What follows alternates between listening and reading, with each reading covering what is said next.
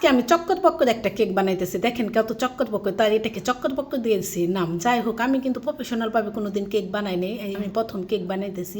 পোলাপানে বেশি খাম খাম করে, তাই বেশি করে ডিম নিয়েছি, আমি 4টা ডিম নিয়েছি। তো 4টা ডিম নিয়ে প্রথমে আমি সাদা অংশগুলো দিয়ে চিনি দিয়ে এভাবে বিট করে নিচ্ছি, সাথে কিন্তু তেলও দিয়েছি। তেল দিয়ে সুন্দর করে এভাবে বিটার দিয়ে বিট করে নিচ্ছি। তারপরে এখন কুসুমগুলো দিয়ে বিট করে নিলাম। এদিকে লেবু দিতে মনে ছিল না, তারপরে লেবু দিয়ে দিলাম চিপে। তারপর শুকনো উপকরণগুলোর মধ্যে নিলাম, ইচ্ছা মতো নিলাম, কোনো মাপা জোগা নাই। ময়দা নিয়েছিলাম, বেকিং সোডা, বেকিং পাউডার দিয়ে এইভাবে নাড়াচাড়া দিয়ে যদি লাগতো আরও দিতাম। আমার কোনো মাপ যোগ নেই, চোখের পছন্দ। যাই হোক, বেটারটা আমি 2 বাটিতে ভাগ করে নিলাম। একটা এইভাবে চকো পাউডার দিলাম, চকো পাউডার তার সাইকে দেওয়ার কথা মনে নাই। যাই হোক, এভাবে গুলিয়ে নিলাম। তারপরে কেকের বাটিটা নিলাম, তারপর সাদা বেটার দিলাম, তারপর চকলেট বেটার দিলাম। এভাবে 4বার একটা উপরে আরেকটা উপরে আরেকটা দিয়ে সুন্দর করে ডিজাইন করে নিলাম। তারপরে একটি প্যান নিলাম, প্যানের মধ্যে একটা স্ট্যান্ড বসায় সেখানে সেই বাটিটা দিয়ে সুন্দর করে ঢেকে দিলাম।